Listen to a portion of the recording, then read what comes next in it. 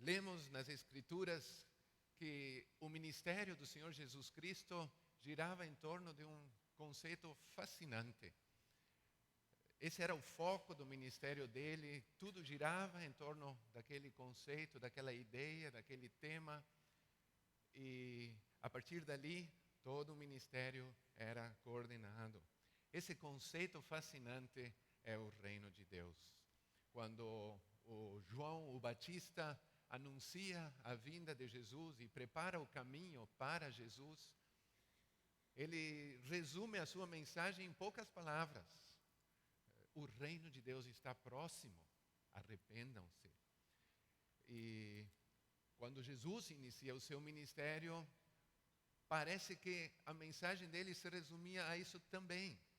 O reino de Deus se aproximou, arrependam-se. Quando o Senhor Jesus envia os seus discípulos, os 12, ele diz: quando vocês forem nas aldeias, anunciem que o reino de Deus está próximo. Quando ele enviou os 70, foi essa mesma ordem que ele deu. O reino de Deus está próximo. O pessoal deve saber disso. Preguem, proclamem, compartilhem com as pessoas a proximidade do reino de Deus. E surgiu a pergunta nesses dias: quão próximo está o reino de Deus? É uma data a partir da qual o reino de Deus seria inaugurado? Ou está próximo localmente? Precisamos ir a um determinado lugar para usufruir das bênçãos do reino de Deus ou conhecer o reino de Deus? E nos comentários pensamos que não é uma data específica, não é um lugar específico. O reinado soberano de Deus, Deus em ação, Deus reinando, Deus trazendo a sua luz para os que vivem nas trevas, na sombra da morte. Deus em ação está muito próximo. Está tão próximo que pode ser experimentado. E muitos experimentaram essa bênção nas suas vidas, já quando Jesus começou o seu ministério. E aquilo que Jesus começou, isso deve continuar. Quando começamos aqui, sexta-feira, a refletir sobre o tema do reino de Deus, fomos recebidos pelo pastor aqui com essa frase do Evangelho de Mateus, capítulo 6, quando Jesus diz aos seus seguidores e aos que o ouviam no Sermão do Monte: buscai em primeiro lugar o reino de Deus e a sua justiça. Buscai em primeiro lugar o reino de Deus e a sua justiça. Essas palavras, que foram dirigidas a princípio para os que escutavam Jesus no Sermão da Montanha, não eram exclusivas para os 12 naquela época, não eram apenas para aqueles que o ouviram naquela ocasião. Essas palavras valem até hoje, valem para nós também. O reino de Deus que Jesus veio inaugurar, esse reino de Deus, que para ele foi o assunto principal no seu ministério, deve ser também o assunto principal para os seus seguidores. E é muito interessante que essa exortação de buscar em primeiro lugar o reino de Deus e a sua justiça é expressada num contexto de preocupações materiais. Se a gente acompanha a mídia, temos no Brasil atualmente muitas famílias com preocupações materiais. Como sobreviver nesta situação? Empresas fechando, pais de família ficando desempregados, mais de 11 milhões de famílias sem renda, sem ingresso. Como vão sobreviver? As preocupações que eles sentem, Deus as conhece. As preocupações pela sobrevivência, Jesus as conhecia. E bem contextualizado, Jesus traz aos seus discípulos e aos que querem ouvi-lo essa exortação. E vamos ler essa exortação no contexto maior. No Evangelho de Mateus, convido os irmãos a abrirem as suas Bíblias. No Evangelho de Mateus, nesse Sermão da Montanha, como é chamado, Jesus já foi apresentando a Deus como um pai. Várias vezes nesse Sermão da Montanha, a expressão pai aparece. Deus cuidando dos seus, como um pai cuida dos seus filhos, daqueles que estão no seu lar. E isso pode se refletir na oração, por exemplo. Quando o Senhor Jesus ensina a respeito da oração, em Mateus capítulo 6, versículo 5, podemos começar a leitura ali, diz, lendo da nova versão internacional: e quando vocês orarem, não sejam como os hipócritas. Eles gostam de ficar orando em pé nas sinagogas e nas esquinas, a fim de serem vistos pelos outros. Eu lhes asseguro que eles já receberam sua plena recompensa. Mas quando você orar, vá para seu quarto, feche a porta e ore ao seu Pai, que está em secreto. Então, seu Pai, que vê em secreto, o recompensará. E quando orarem, não fiquem sempre repetindo a mesma coisa, como fazem os pagãos. Eles pensam que por muito falarem, serão ouvidos. Não sejam iguais a eles, porque o seu Pai sabe do que vocês precisam antes mesmo de o pedirem. Por enquanto, até aqui, depois continuaremos a leitura. Jesus apresentando a Deus como Pai. É algo inédito. O cristianismo é a única religião que conhece ao Deus como Pai. Nenhuma outra religião do mundo tem essa ideia de que seu Deus é um Pai. Essa proximidade Jesus ensinou aos seus seguidores. Ore ao seu Pai. Quando a gente se comunica com Deus, somos convidados a fazê-lo num relacionamento de confiança direto. Eu sei que não todos tiveram uma boa experiência com seu pai. Para alguns nem o conheceram, o pai biológico. Outros tiveram experiências frustrantes e dizem: eu nunca posso conceber a Deus como um pai. Aquele exemplo que eu tive em casa, não dá para pensar em Deus dessa maneira. Mas existem outros que tivemos o privilégio de ter um pai de amor, um pai que cuidou dos seus filhos, para quem nenhum sacrifício era grande demais, se a questão era atender os seus filhos, cuidar dos seus filhos com amor, com fidelidade. E graças a Deus por aqueles pais que muitos de nós tivemos. Se a sua experiência de pai não foi boa, isso não significa que não possa chegar a conhecer a Deus como alguém que com muito carinho cuida de você, com fidelidade, e que para quem também nenhum sacrifício é grande demais por amor a você. Essa experiência pode acontecer. E tem muitas pessoas que, apesar de tudo, chegaram a conhecer a Deus como Jesus o apresentou. Um pai fiel. E com o pai dá para conversar em qualquer momento. Podemos nos aproximar de Deus como pai. Não precisa sinal de celular, não precisa Wi-Fi, não precisa alguma conexão que cai ou que não funciona. Não precisa marcar na agenda uma reunião. Deus, nosso Pai, está sempre ali, pronto para conversar com os seus filhos. Quando oremos, aproximemo-nos de Deus como Pai. E esse Pai, versículo 6, que vê em secreto, esse Pai nos conhece. Já antes que as palavras estiverem na nossa boca, Deus já sabe o que há no nosso coração. Às vezes, nessa comunhão com Deus, a gente nem sabe como se expressar, como dizer aquilo que gostaríamos de conversar com Deus. Mas não são as palavras que vão determinar a compreensão de Deus. Ele já nos entende, mesmo que a gente consiga apenas suspirar.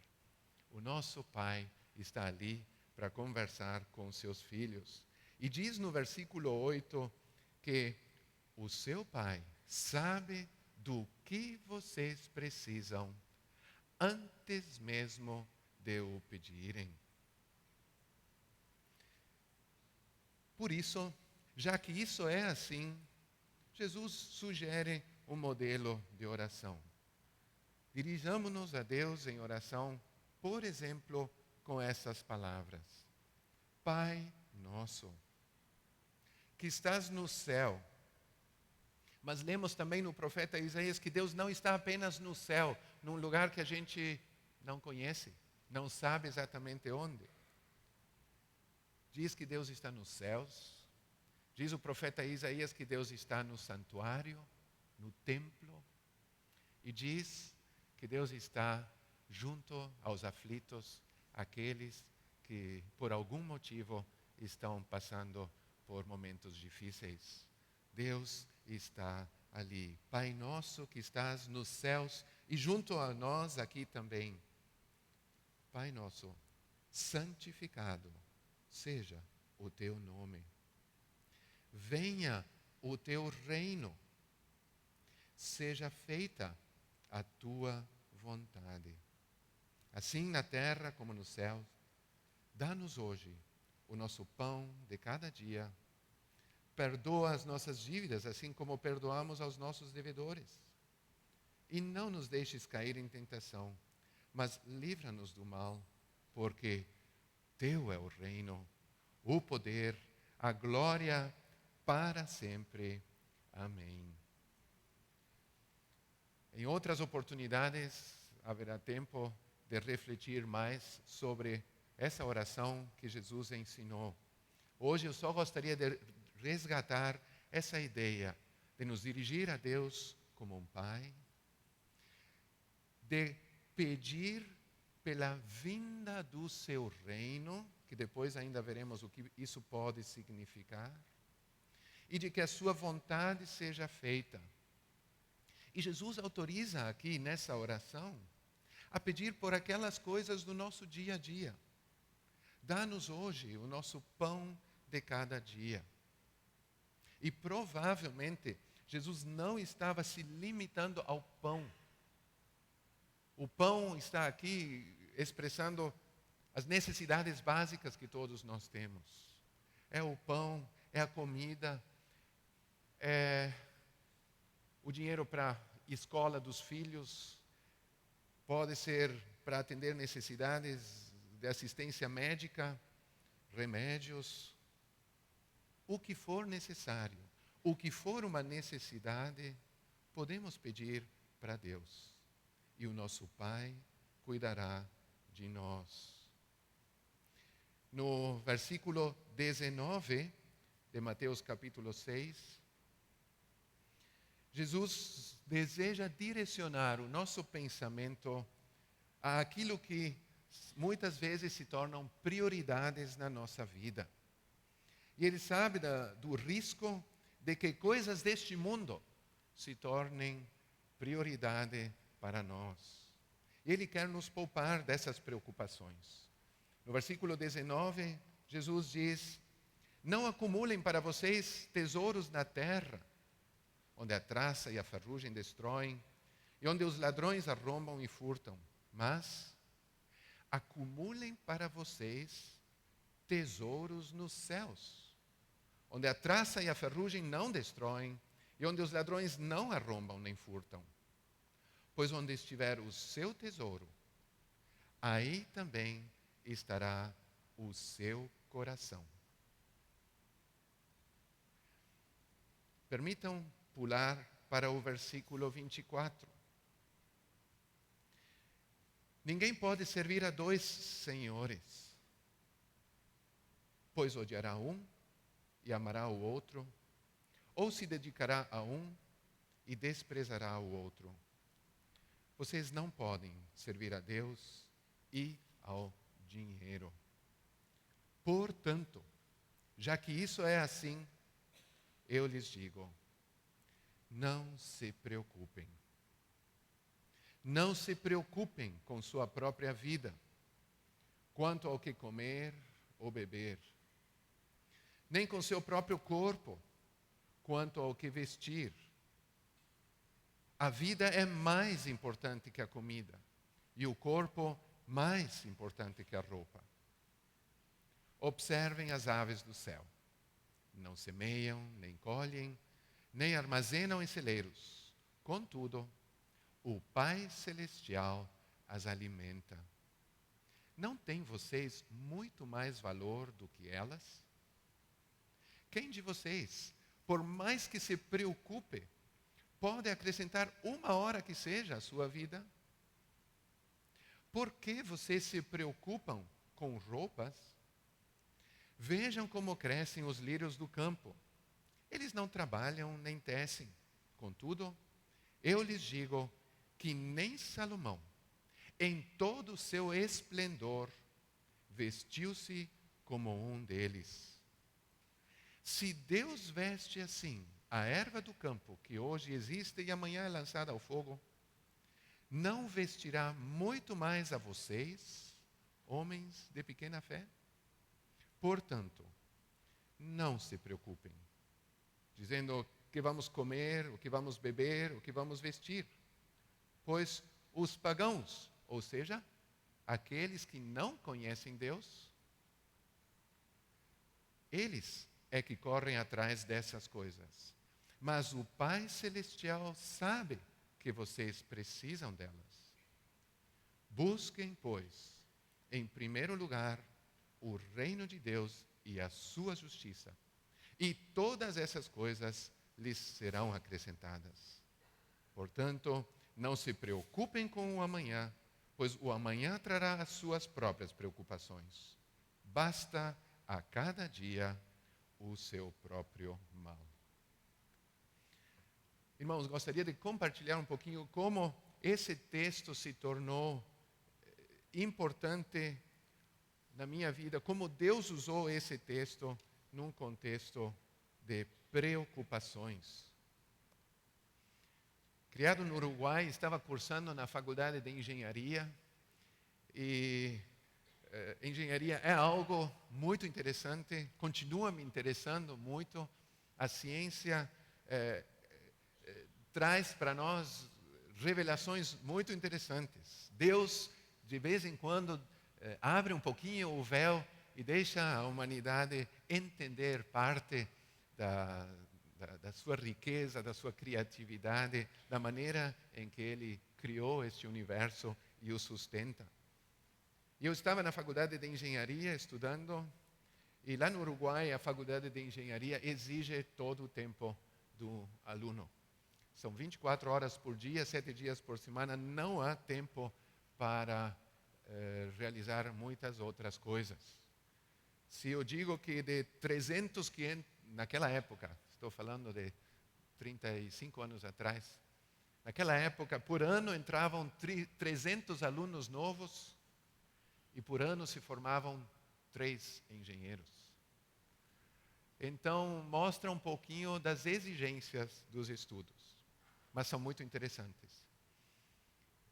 Paralelamente a esses estudos, eu estava envolvido no Ministério de Jovens da igreja. Eu sabia que o Ministério de Jovens era algo que Deus esperava de mim. Pela maneira em que tudo aquilo surgiu, sem entrar em detalhes agora, tinha sido muito claro, Deus quer isso de você.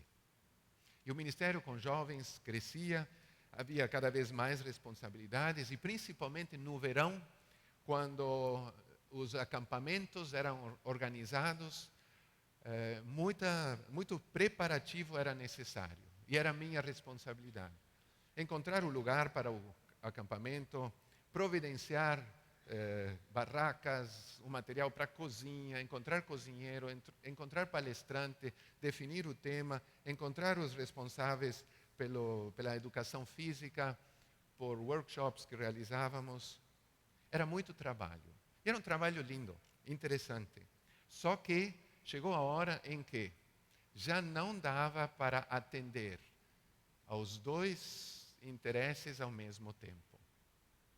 E principalmente, pensando em que as atividades principais com os jovens eram na época dos exames na faculdade de engenharia. E eu pensei, Senhor, não dá para fazer as duas coisas.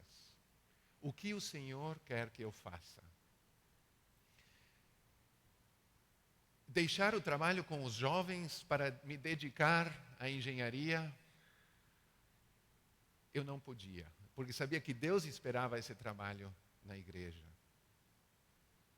Mas deixar a engenharia para me dedicar ao que Deus esperava, isso eu poderia fazer com a consciência tranquila. Mas, naquele contexto da igreja em que fui criado, o ministério na igreja era realizado para o Senhor, sem nenhum tipo de remuneração para os que estavam ministrando ou servindo. Os pastores daquela igreja todos tinham o seu trabalho secular, entre aspas, de onde vinha o sustento, e eles se dedicavam à igreja para servir ao Senhor. Eu sabia, se eu deixo a engenharia e me dedico à igreja, eu abro mão de um salário. Como engenheiro no Uruguai, falando alemão, falando espanhol, falando inglês, falando português, naquela época poderia escolher o salário que eu quisesse, na empresa que eu quisesse. Estou falando de 35 anos atrás. Hoje já não é assim também. Deixar um salário bom e seguro para me dedicar a servir ao Senhor sem salário foi uma preocupação. Foi uma preocupação para os meus pais, que desejam o melhor para os seus filhos. E foi uma preocupação para mim também. E imagina se um dia casar, como sustentar uma família só servindo ao Senhor. E nesse momento de preocupação, o Senhor conduz a esse texto de Mateus capítulo 6. Eu te digo, não se preocupe. Não se preocupe com a sua vida. Você se preocupa com aquilo que vai comer, se vai ter para beber, se vai ter para vestir. Não se preocupe. Olha como eu cuido dos pássaros. E você vale mais do que os pássaros. Se Deus cuida da sua criação, e eu não vi pássaro morrendo de fome ainda. Se Deus cuida da sua situação, da sua criação, tão bem, não cuidaria daqueles que para Ele valem mais ainda do que os pássaros? Naquela época, o meu hobby era fotografar flores. E quando a gente se aproxima com essas lentes, as flores, a gente percebe detalhes e cores e combinações de cores preciosíssimos. E essas flores foram criadas por Deus. E Deus diz, olha as flores, como eu visto elas. Quantas vezes você ficou maravilhado de ver a vestimenta, entre aspas, que eu estou dando às flores. Você vale muito mais do que essas flores. Hoje elas estão ali, amanhã alguém pisou nelas, amanhã marchitam. Você vale muito mais. Pensa em Salomão, o rei mais sábio e provavelmente o mais rico da história. Os roupeiros que ele deve ter tido. Não sei quanto espaço no seu palácio era para guardar a roupa dele. Nem esse rei rico conseguia se vestir da maneira em que eu visto as flores. nem a maior riqueza consegue fazer o que eu consigo fazer. Não se preocupe, você vale mais. Você não pode servir a dois senhores. Se concentra num só. São os pagãos que correm atrás disso. Você já me conhece. Você não é desses que não tem ideia da fidelidade de Deus. Você já verificou, já experimentou a fidelidade de Deus. Confia em mim. Que a sua preocupação seja buscar em primeiro lugar o reino de Deus e a sua justiça. Coloca isso como primeira prioridade. E se você fizer isso,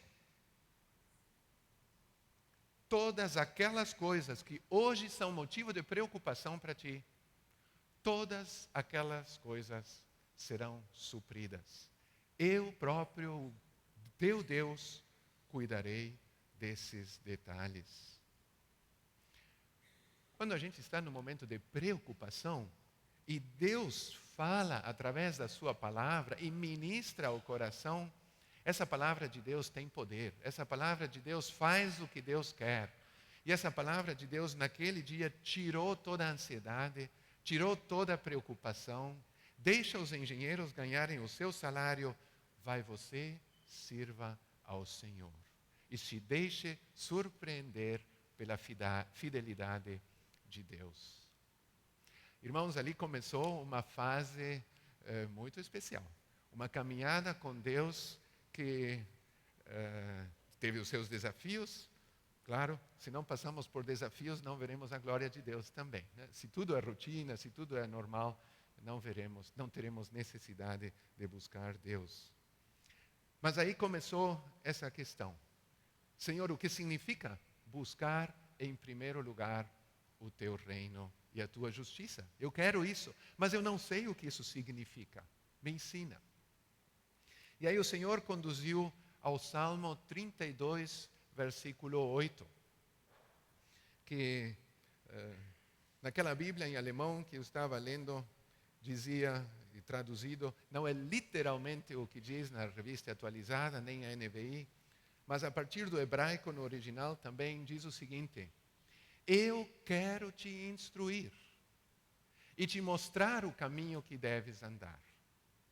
Sobre ti colocarei os meus olhos. Eu quero te instruir. Você quer saber o que significa buscar em primeiro lugar o reino de Deus? Eu quero te instruir. Eu quero. Esse eu é enfático no original. Eu quero, eu pessoalmente, Deus, estou interessado em instruir, em te ensinar aquilo que eu estou pedindo que você faça. Eu quero te instruir. E não se preocupe como eu vou fazer isso, eu quero fazer isso. Eu estou pessoalmente interessado em ensinar-te a caminhar, buscando em primeiro lugar o reino de Deus e a sua justiça. Eu vou saber como me virar. Presta atenção. Você sabe o que é ir para a escola. Você sabe o que é assistir a uma aula. Você sabe que deve tirar lições que são transmitidas para ti. Haverá momentos de prova em que você precisará conhecer essas instruções. Eu quero te instruir. E eu quero te instruir. Eu quero instruir você. Eu tenho interesse especial em você, individualmente. E Deus é um Deus que lida com multidões, mas Deus é um Deus também que lida com cada um individualmente, pessoalmente, num relacionamento muito próximo, muito íntimo, muito pessoal. Eu quero instruir e te ensinar o que é buscar em primeiro lugar o reino de Deus. E aí começou uma fase de aprendizado novo, uma fase em que o tempo com Deus se tornou o momento principal do dia. Coloca em primeiro lugar Deus. O tema reino de Deus naquela época ainda não era tão familiar para mim. Coloca Deus em primeiro lugar. Era o que eu entendia. Deus e as suas coisas. Deus e os seus planos, Deus e a sua família, Deus e a sua igreja. Que Deus seja o principal tesouro pelo qual você olha. Se concentra em Deus, serve a Deus em primeiro lugar. Que a sua lealdade seja com Deus em primeiro lugar. E ali você verá Deus em ação. Ainda estava na faculdade de engenharia e já vivendo com essa prioridade dada a Deus, quando novamente era necessário preparar acampamentos de jovens. E pelo volume de trabalho, eu estava dedicando muito tempo a isso. Chegou um exame de análise matemática na faculdade e eu tinha mais 2 dias para estudar. Seria o único tempo para estudar para esse exame. E seria impossível aprovar esse exame pelas exigências que normalmente são feitas. Mas eu disse, Senhor, eu não passei negligenciando o tempo. Eu não passei brincando. Eu dediquei o meu principal momento do dia para o Senhor. Eu coloquei o Senhor em primeiro lugar. Eu tentei servir ao Senhor antes de me dedicar aos estudos de engenharia. O Senhor é o motivo pelo qual só restaram 2 dias para estudar. E o Senhor disse que se eu colocava o Senhor em primeiro lugar, o Senhor iria cuidar das outras necessidades. Se o Senhor achar que eu preciso aprovar esse exame, se o Senhor achar que isso é uma necessidade, eu peço a sua ajuda para estudar. E aí, nesses 2 dias, eu fui folheando as anotações, as apostilas, os livros. Senhor, é isso que vão perguntar? Não. Senhor, é isso? Não. Senhor, é isso? Deveria estudar isso. Estudei isso e agora já isso levou o seu tempo. Ficava meio-dia. Senhor, eu preciso poder responder a mais uma pergunta, porque sempre existem 3 perguntas e 2 precisa responder para aprovar. Me dá mais um texto para estudar. E folheando os livros e a apostila, o Senhor colocou a atenção em um determinado assunto, deu para ler, deu para estudar. E no dia seguinte, na prova, deu para aprovar. Deus mostrando que, se a gente coloca Ele em primeiro lugar, Ele sabe como resolver as nossas necessidades básicas. Eu não estou com isso dando uma receita para alunos da universidade para não estudar mais para as provas e só se preparar em oração. Não. Se Deus em algum momento espera de você uma atenção em outro lugar e o tempo se reduz, tudo bem, mas não é um estilo de vida para os estudantes. De fato, talvez para que eu não começasse com esse estilo de vida, Deus me tirou da faculdade de engenharia e me mandou para o seminário teológico. E aí começou uma nova vida. Mas Deus é fiel. Já agora faz mais de 34 anos em que Deus mostrou a sua fidelidade. Busca em primeiro lugar o meu reino. Busca em primeiro lugar me considerar rei da sua vida. Deixa que eu dirija a sua vida. Deixa que eu tome as rédeas e conduza você.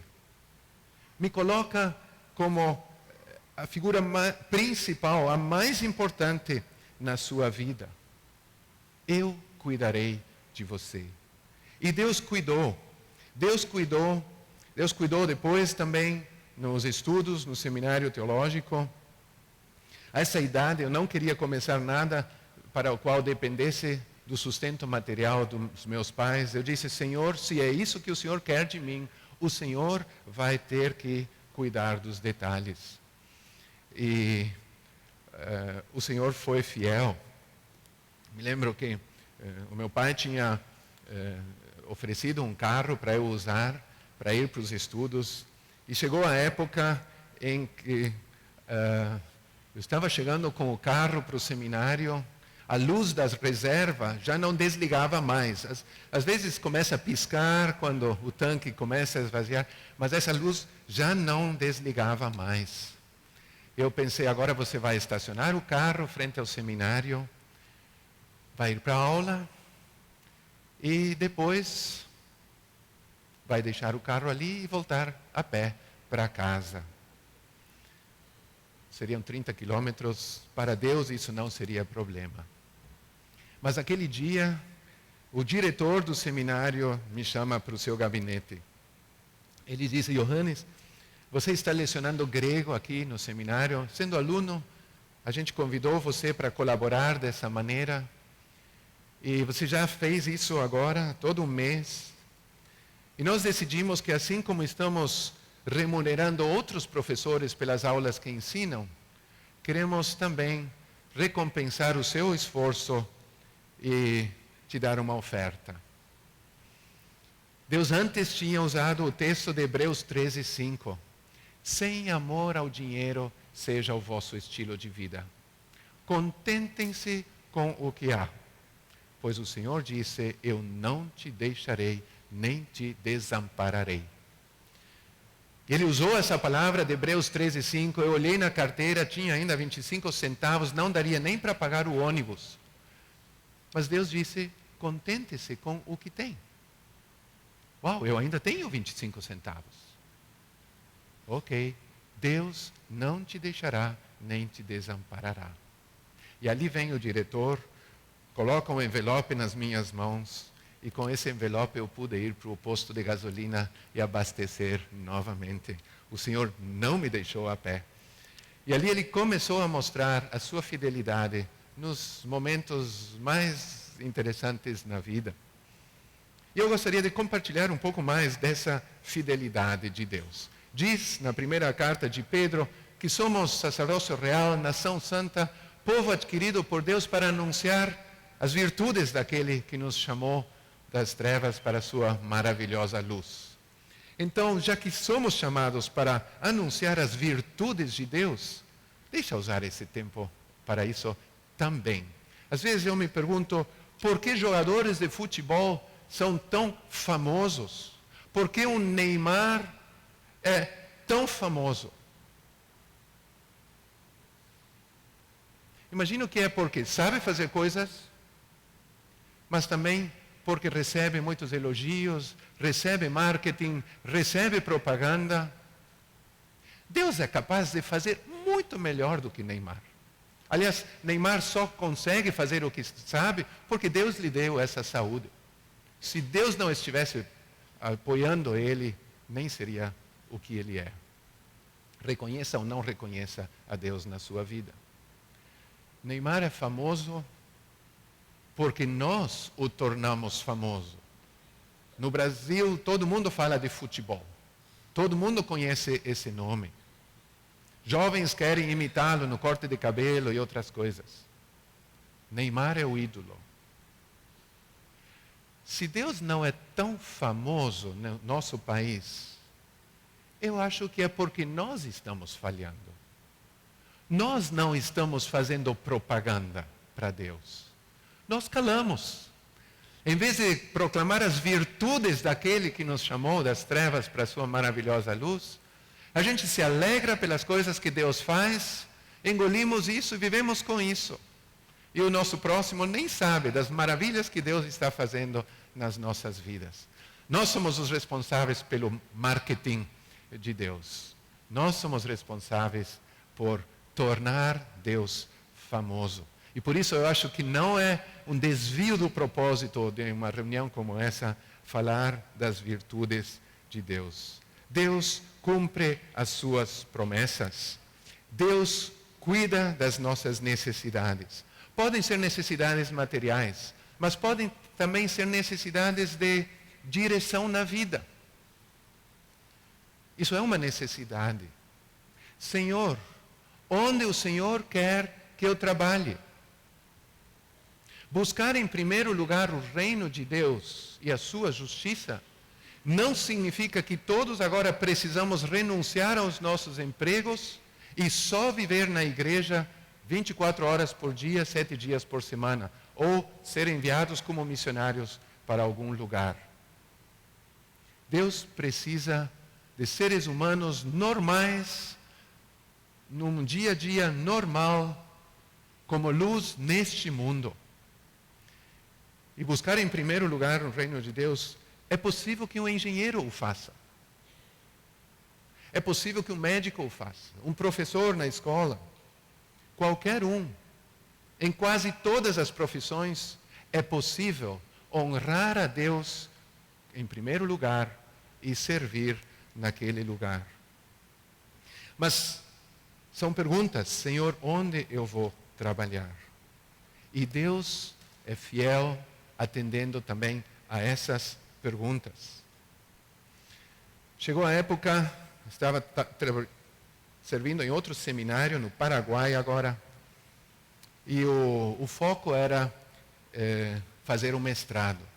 E tudo indicava que esse mestrado deveria ser realizado numa determinada instituição na Suíça.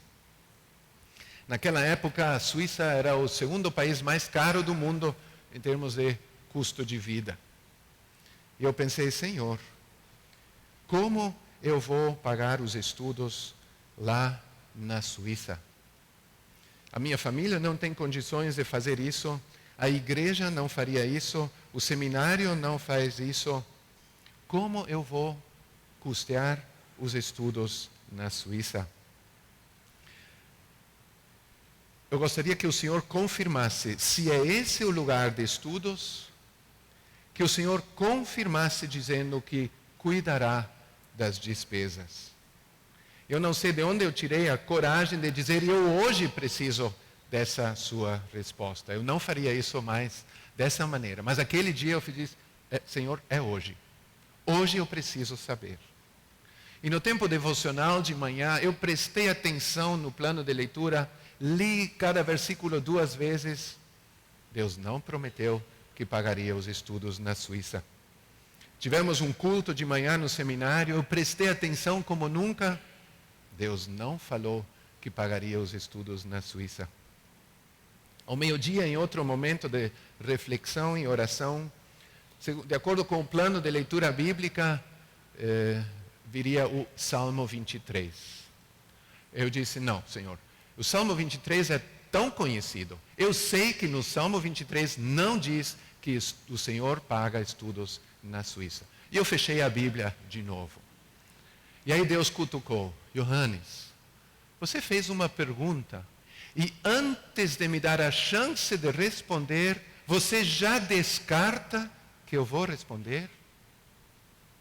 Tudo bem, Senhor, desculpa, eu vou ler o Salmo 23.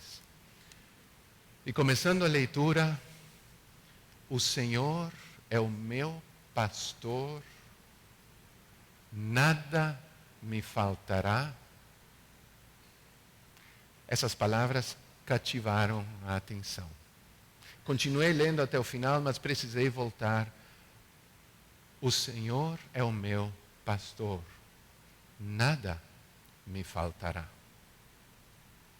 Eu disse, Senhor, mas é um projeto muito grande. O que o Senhor está querendo dizer com isso? E tínhamos aprendido num curso de discipulado, transformar o texto, sem adulterar a palavra de Deus, mas transformar o texto como se fosse Deus falando pessoalmente para nós. E fazendo isso fica assim, Deus dizendo, eu, Deus, sou o teu pastor, Johannes. Nada vai te faltar. Uau, Senhor, isso já é mais claro ainda. Mas, Senhor, o Senhor sabe quão caro é lá na Suíça. E os estudos, e a hospedagem, e o material, e a passagem. E aí Deus conduziu ao Salmo 37, versículo 5.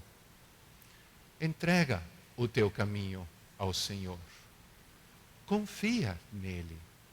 E o mais, Ele fará. E transformando o texto como se Deus falasse, Johannes, entrega o teu caminho para mim. Confia em mim. E o mais, eu farei. ok, Senhor, eu me dou por vencido. Eu entendo que o Senhor assumiu essas despesas. O Senhor vai cuidar de mim. Vai me pastorear também nesse sentido. Eu vou. Para encurtar a história, depois de uma semana lá, já era outubro, depois de uma semana na Suíça, cheguei com a minha roupa da América do Sul, roupa de verão. Outubro já é final de outono, o frio estava começando a chegar. E numa sexta-feira, na minha cama, alguém colocou um envelope, um cartão dentro dizendo: para um casaco de inverno e calçado apropriado para o inverno também. E tinha uma nota de 500 francos suíços. Isso foi sexta-feira. Uau, Senhor, que surpresa é essa? Aproveitei o sábado livre, fui nas lojas buscar um bom casaco de inverno e um calçado apropriado para o inverno europeu. Os 500 francos deram exatamente para comprar essas duas coisas. Sábado, domingo, passou. Segunda-feira de manhã, eu olho para fora pela janela, tudo branco. Branco, nunca tinha visto isso. Neve no lugar em que eu morava. Maravilhado pelo que Deus é capaz de fazer, a maneira em que Deus consegue enfeitar a sua natureza, isso já é um espetáculo por si. Mas o que mais me chamou a atenção foi o cuidado de Deus, o timing de Deus. Ele sabia, segunda-feira o Johannes vai precisar de um bom casaco, de um bom calçado. Domingo ele não vai ir para as lojas. Sábado ele terá livre e terá condições para isso. Então, sexta-feira eu preciso providenciar os recursos para isso. O nosso Deus é um Deus maravilhoso. Se a gente busca em primeiro lugar o seu reino e a sua justiça, Deus nos surpreende com os seus cuidados, com a sua fidelidade à sua promessa. Isso valia para a época de solteiro ou vale para casados também? Na época eu era solteiro ainda, mas Deus mandou uma gaúcha para lá, perto de onde eu estava, uma moça que eu já tinha conhecido um pouquinho antes, estudou com a minha irmã, e em casa a gente sabia, tem uma colega de estudos da minha irmã que tem um coração consagrado ao Senhor e muito dedicada ao Senhor. E desde que eu fiquei sabendo dela, nas orações, a pergunta era: Senhor, será que é ela? Mas Deus não respondia. Vinham palavras como: seja um homem de Deus e Deus terá uma mulher de Deus para ti. Ou palavras como: a espera do justo terminará em alegria. Senhor, será ela? O Senhor não respondia ainda. Mas chegou a hora em que o Senhor respondeu: sim, é com ela que eu quero que você forme um time para servir ao Senhor. Entendendo que Deus estava atrás da nossa união, seria uma história para contar de horas, é muito interessante para mim, mas tem um relógio ali que está dizendo: começa a encerrar. É uma história muito linda. Celebramos o noivado lá na Alemanha. E agora o pai da Marlise, a minha namorada no momento, o pai, depois do nosso noivado, pergunta: e aí, como são os planos de vocês para casar? Quando vocês gostariam de casar? E a gente disse: temos data, 7 de julho do ano que vem. Aham. E de que vocês vão viver? Depois daquele 7 de julho, eu teria ainda 1 ano e meio de estudos pela frente. E aí eu disse: olha, eu estou aqui estudando na Suíça com uma bolsa de estudos. A minha bolsa de estudos é o Salmo 23:1. O Senhor prometeu que debaixo do seu pastoreio nada faltaria. E o Senhor tem sido fiel o tempo todo. E nada faltou até o momento. E o Senhor não disse que isso só vale para o estado civil solteiro. Vale para toda a época dos estudos. E se o Senhor coloca agora esse evento importante do casamento na nossa vida, eu tenho certeza que o Senhor também cuidará de nós como casal. Disse, se o Senhor acha que é muito arriscado entregar a sua filha a essas circunstâncias, a gente até espera para casar até que eu conclua os estudos. Mas o nosso desejo seria casar já. E aí houve um silêncio. O pai da Marlise ficou sem dizer nada. Esse silêncio para mim parecia uma eternidade. Até que ele disse, nós conhecemos aquele que disse que iria pastorear vocês e que não faltaria nada. E se nós estamos aqui e se nós sobrevivemos até aqui, é por causa da fidelidade desse bom pastor. Não temos receio nenhum em entregar a nossa filha aos cuidados desse pastor. E o Senhor foi fiel. O Senhor continuou sendo fiel. Talvez eu possa compartilhar mais 2 coisinhas da fidelidade de Deus. O resto fica para hoje à noite. Tem 34 anos de fidelidade de Deus para resumir em meia hora. Como é possível isso? Não é possível. Mas o Senhor é fiel. O nosso sonho era casar no Brasil. Ela vinha do Brasil, eu do Uruguai, os amigos estavam aqui. Senhor, podemos casar no Brasil? Perguntamos a outros, o que você acha? Podemos? Porque não tinha dinheiro na conta para pagar essas passagens. E alguns disseram, se não tem dinheiro na conta, Deus já mostrou. Não é para ir para lá. Casem aqui. Outros disseram, não conta com os recursos que estão na sua conta. Conta com os recursos de Deus. E as opiniões e os conselhos estavam divididos. E de casa perguntavam, como são os vossos planos? Quando vocês vêm? E aí a gente elaborou um roteiro, um itinerário. Tal dia iríamos para o Uruguai, tal dia para o Brasil, tal dia casaríamos, lua de mel por aí, voltaríamos para a Alemanha em agosto. E a pergunta foi, Senhor, o Senhor está atrás desse projeto?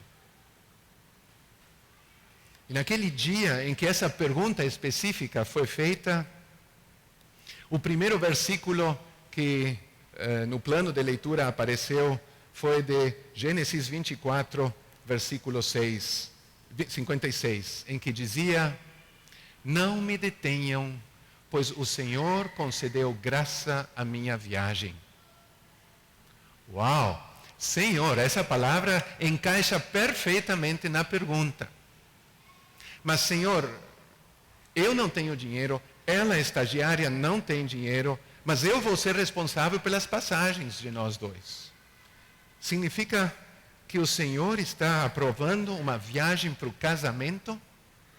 E aí a gente leu o capítulo todo de Gênesis 24, e é a situação em que o servo de Abraão vai buscar uma esposa para Isaac, encontrou a esposa, e agora o irmão de Rebeca e a mãe dela, entendendo o que estava acontecendo, dizem, mas deixa essa moça ainda uns dias conosco. E o servo de Abraão diz, não me detenham, já que o Senhor concedeu graça à minha viagem.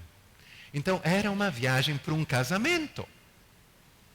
Uau, Senhor, isso já está fechando. Mas, Senhor, eu gostaria de ter certeza. E vinha ali um versículo de um hino que dizia, mesmo que pareça uma loucura ou uma ousadia, é possível se aventurar quando Deus abençoa. Em alemão isso rima. Deus falou em alemão conosco, mas vale em português também. E a gente disse, vamos casar no Brasil.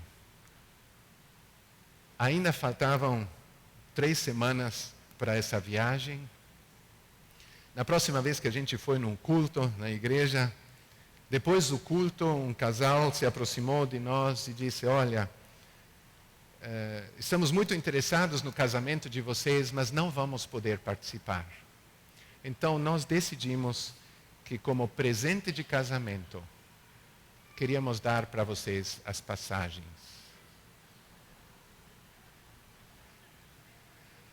Irmãos, a gente nem agradeceu. Ficamos sonâmbulos. Esperávamos que Deus fizesse algo, mas não esperamos que Deus fizesse isso dessa maneira. E aí só disseram: olha, quando vocês precisam de dinheiro? Eu disse: amanhã. Porque a viagem já seria. E quanto precisam? A gente já tinha o valor. Ok, amanhã, naquela estação de trem, a gente se encontra e vocês recebem o dinheiro. Peguei o dinheiro, fui à agência de viagens e pedi as passagens. O rapaz da agência disse: não tem. Daqui a 3 semanas já está tudo lotado. Não tem mais lugares nos voos. Eu disse: tem. Vai procurando. Não tem.